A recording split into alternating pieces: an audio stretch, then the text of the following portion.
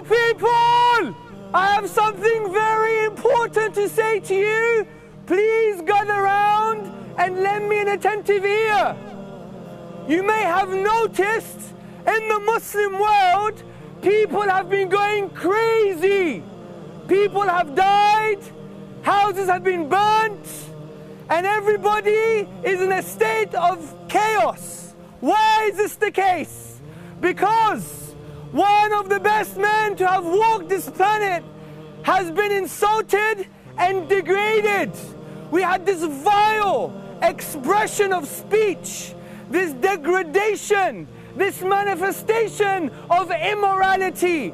It was a disgrace to any civilization to present a video about a man that billions of people love.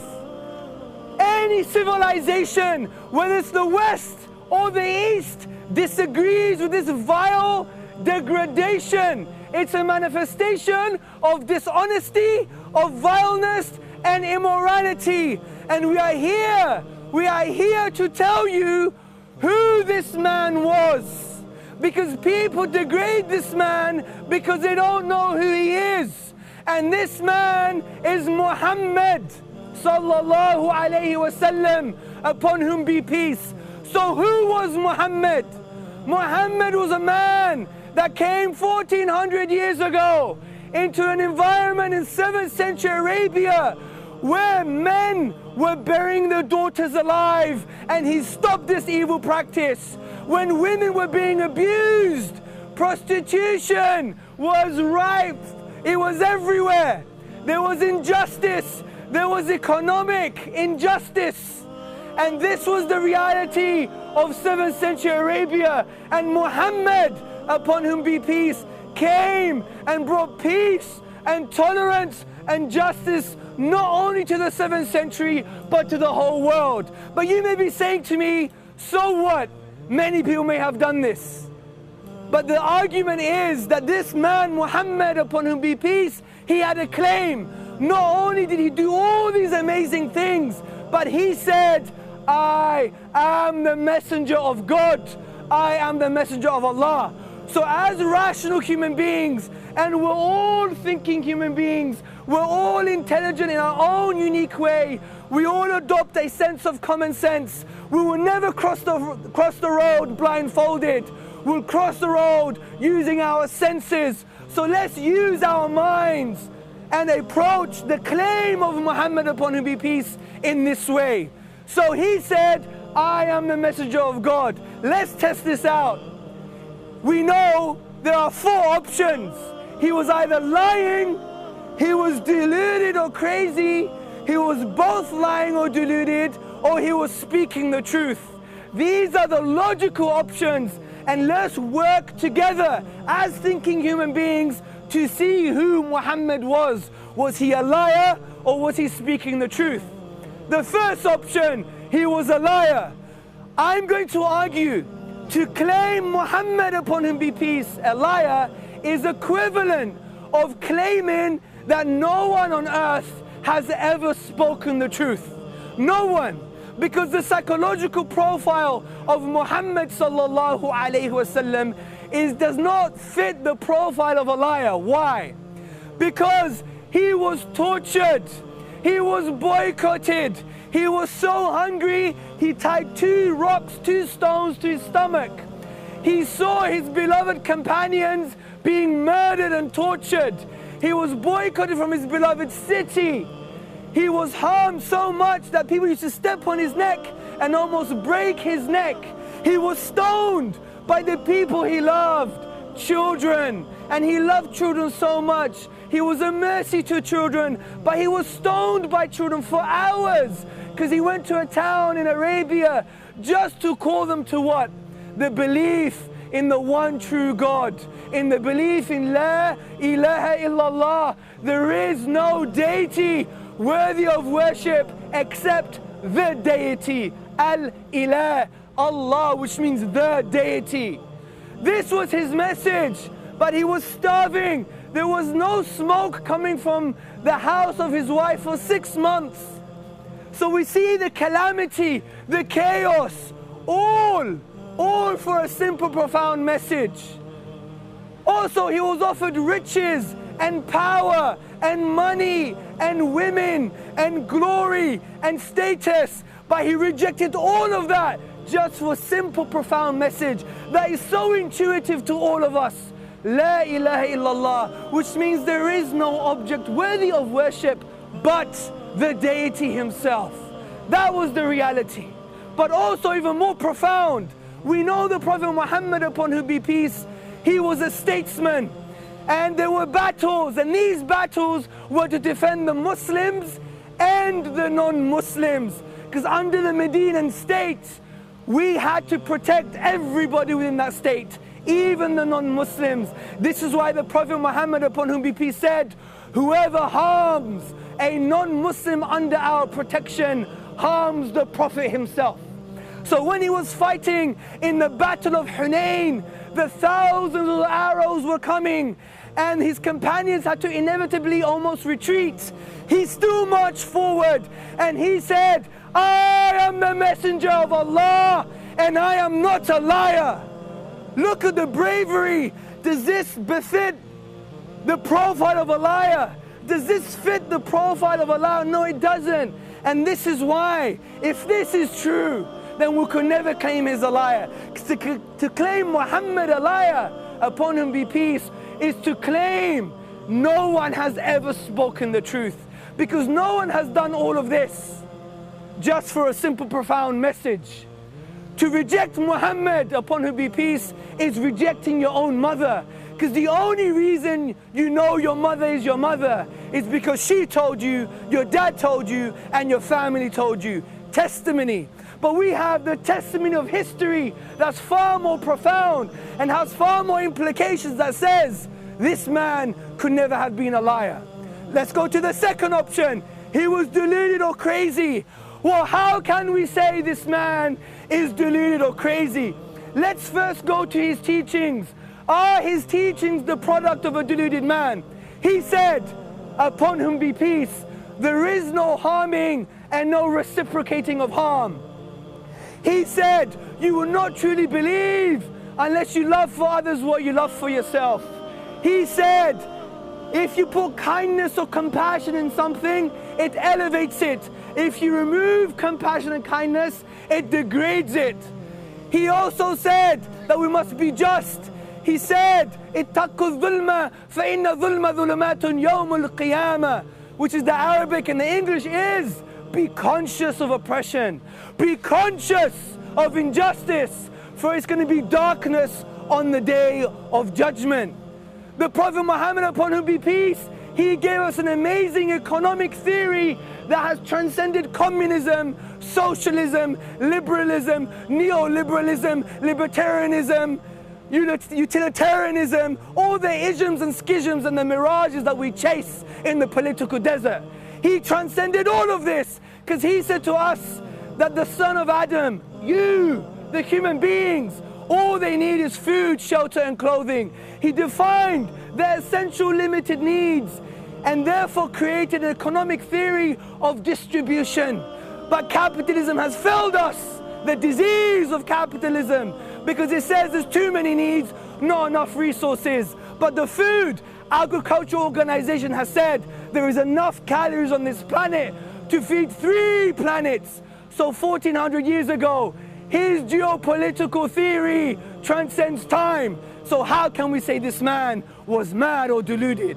Also, a deluded person who wants to believe what they're doing is truth would use any circumstance in their favor. But the Prophet Muhammad, upon whom be peace, never did this. There was an eclipse at the time of the death of his son, and his companions thought this eclipse was because of the death of his son. He said, no, Allah, God doesn't make nothing eclipse for anyone's death, even the death of a son of a prophet. If he was deluded, he would have said, oh yeah, this has really happened because I am really a prophet. So we see it is impossible that he is deluded. What about the third option? He's both lying and deluded. This again is a logical contradiction. Can we have a square triangle? Impossible. A square has 4 sides, a triangle has 3. A square triangle, 3 becomes 4, 4 becomes 3. It's impossible. It's like justifying the Trinity. It's impossible. So, how can someone lie, which means they know they're not speaking the truth and maintaining a falsehood, but someone who's deluded is someone who thinks they're speaking the truth, but yet is based on falsehood. These two things are contradiction. So, my friends, my dear fellow human beings, my brothers and sisters in humanity, rationally we know he must have been speaking the truth, because we've discussed that he could never be a liar. We discussed that he couldn't be deluded. We discussed that he couldn't be a liar and deluded. Therefore, he was speaking the truth. And if he was speaking the truth, brothers and sisters and friends, if he was speaking the truth, it means indeed he was a messenger of God. It is no wonder the Arabs at the time, his own enemies, called him the trustworthy. So this is who Muhammad was, upon whom be peace. A man that changed reality. A man that you may not believe in, but he's affected all your lives in a profound way. Someone give me the name. Trevor, Kevin, do you know Muhammad changed your life in a way that you don't even know? Have you used a computer before? Have you been to court? Yes. Have you gone to science class at school? In all these ways, Muhammad changed your life. Do you believe in tolerance? He's changed your life. And let me explain why. Who's got an iPhone? Who has an iPhone or BlackBerry or a computer at home? Do you have a computer at home? Yes. The very reason you could go on Twitter, you could go on Facebook, you could use an iPhone, you could use your iPad, is because of Muhammad. You may think I'm crazy. I am crazy, but not today. Let me tell you something. The reason we have the computer and the iPhone is because of Muhammad, upon whom be peace. Let me tell you why. Because of his teachings of tranquility, tolerance, justice, economic distribution, bringing people together. Because of these teachings, we developed an amazing Islamic environment in Islamic Spain. Who's heard of Islamic Spain before? Many of us. There was a convivencia, which literally means a coexistence. And this coexistence facilitated the progress that we needed to develop theories and to develop notions and assertions like the algorithm. Without the algorithm, you will never have a computer, an iPhone, or an iPad. And this came from Muhammad Sallallahu alayhi wasalim, because he gave us the teachings to facilitate that progress. Who's got a £20 note? Who's got a £20 note? Who's got a £20 note? Well, if you look behind your £20 note, there is a man called Adam Smith. Adam Smith wrote, and he was the 18th century founder of capitalism. And Adam Smith wrote that if it wasn't for the empire of the caliphs, the Muslims, we wouldn't have the tranquil environment to look into the interconnecting principles of nature. And this is why Professor Thomas Arnold, a historian, an Arabist, what did he say? He said, brothers and sisters and friends, he said that if it wasn't for Islamic Spain and Islam, we would not have the Renaissance and we wouldn't have the scientific revolution. So, Calvin, he's affected your life from that perspective. You've been to court. The very reason you, Kevin, could walk into court and say that I'm innocent, the presumption of innocence came from the Muslims. And we don't even know this. We don't even know this. If we read the academic works of Marcel Boissard in his 1980s article on the probable influence of Islam on the presumption of innocence, he writes that King Louis IX traveled to the east and met a monk, and this according to the chroniclers, and he spoke to this monk, And this monk taught King Louis IX a prophetic tradition of Prophet Muhammad, upon whom be peace, about justice and the presumption of innocence. And King Louis IX went back to Europe, and he was accused. He was the source of the European idea of the presumption of innocence. So you went into court, you were assumed innocent. That was from Muhammad, upon whom be peace. Also, tolerance. What about tolerance? We see different colors here, different nations and races and religion. Britain is based upon tolerance. We see America is based upon a form of tolerance. Who influenced them? John Locke. John Locke was a post-Enlightenment thinker, and he influenced the founding fathers of America and Western politics, especially on civil governance. And John Locke writes personally and said, I am influenced by one man, and this man was called Edward Pocock. Edward Pocock traveled to the East and took manuscripts. He was the first Orientalist and a scholar of Islam in Oxford University. And John Locke used to sit in front of Edward Pocock and learn about what happened in Islam concerning tolerance and justice. And John Locke wrote the treatise on tolerance. And John Locke, he wrote on civil governance. And in civil governance, he discusses government in the following way: as a vicegerency. Everybody translate vicegerency in Arabic. Khilafah, the political institution of Islam. John Locke, influenced by Muhammad, upon whom be peace. So this man that you don't even know, he influenced scientific revolution, he influenced the presumption of innocence, and he influenced tolerance in the West. So now you know who this man is. Investigate him. Don't shoot the messenger, test the message. Testthemessage.com. And I like to say something to everybody. What I like to say, everyone, is now what you've heard, have an open heart and an open mind.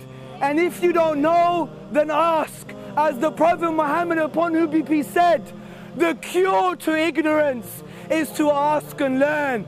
So in this light, let us proceed. Takbir! Takbir! Takbir! Subhanaka Allahumma wa bihamdika. Ashhadu an la ilaha illa anta wa astaghfiruka wa atubu ilayk.